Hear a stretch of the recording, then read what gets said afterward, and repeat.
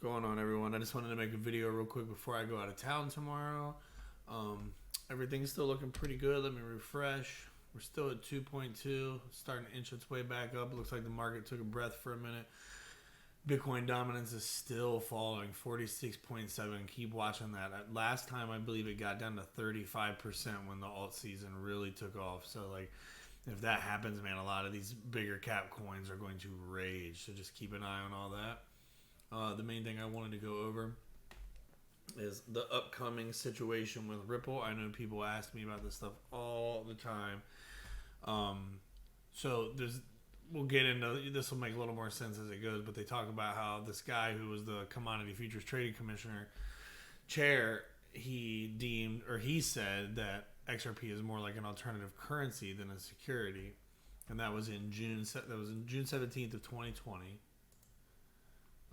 Here they are, him and Gary Gensler, now head of the SEC, which is also interesting. He said in 2018 he does believe that XRP was a security, but that was, a few years ago. Here he is talking about it back then.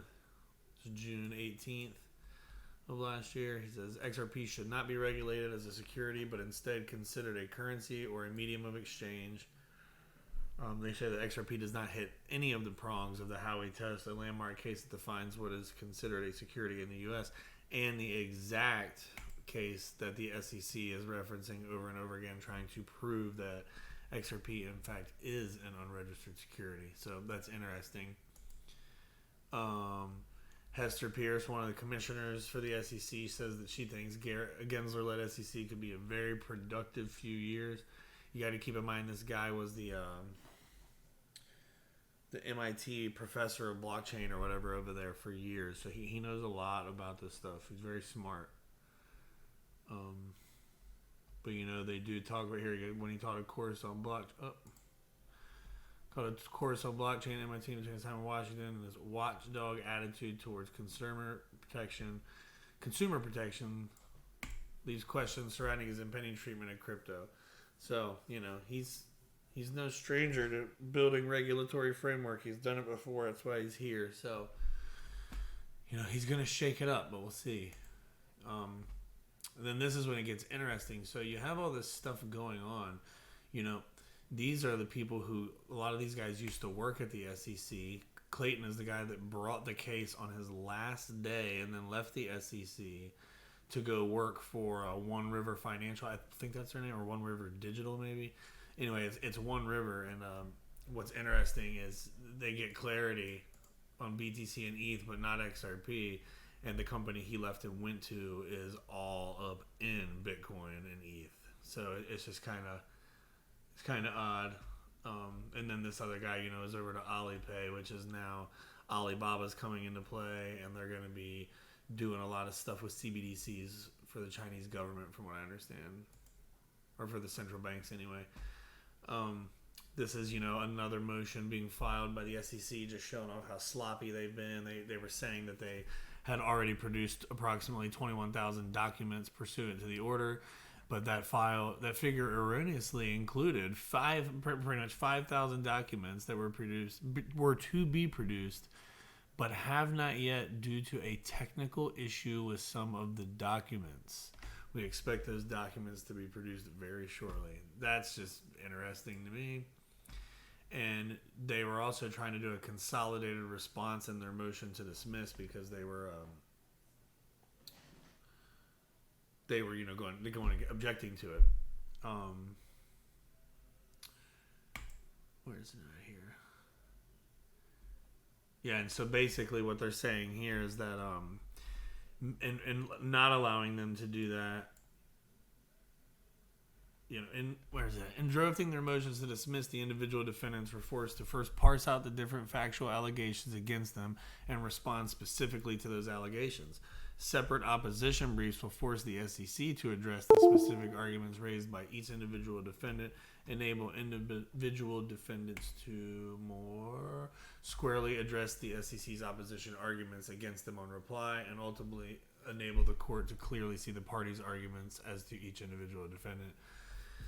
So it's just interesting. Everybody at Ripple's filing motions.